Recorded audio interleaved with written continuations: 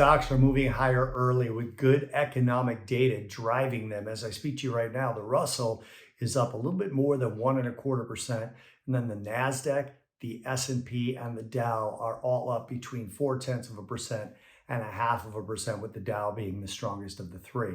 Good economic data with GDP higher than expected at plus 3.3%, although it is advanced, and recently things are being revised lower when new revisions come out, so keep an eye on that. Jobless claims was higher but still historically low, and new home sales plus 8%, almost reversing all of last month's minus 9% drop.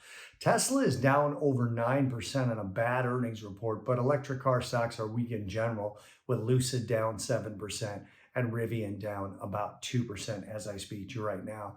Yields are slightly lower on the back end, slightly higher on the front end. 2 years up 4, 5-year is up 1.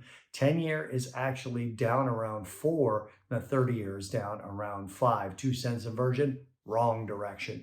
ECB, the European Central Bank, they left rates unchanged. European Central Bank President Christine Lagarde spoke in her press conference, and she said a rate cut debate is premature, but she still sounded overall more dovish than hawkish. So we're seeing the dollar a little bit a little bit higher against the euro immediately after the press conference.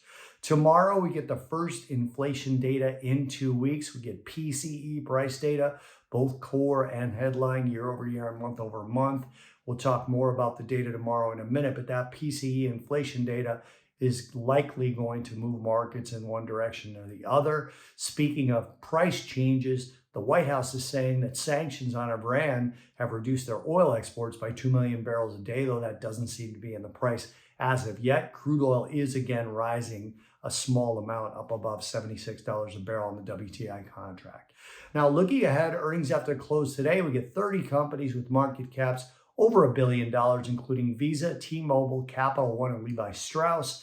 Tomorrow before the open, 12 more companies with market caps over $1 billion, including American Express, Norfolk Southern, Booz Allen Hamilton, and Colgate-Palmolive. Tonight, Bank of Japan meeting minutes from the last rate decision meeting, and UK GfK consumer confidence tomorrow morning early, GfK consumer confidence for Germany, and U.S. personal income, personal spending, and the PCE price data tomorrow, along with December pending home sales.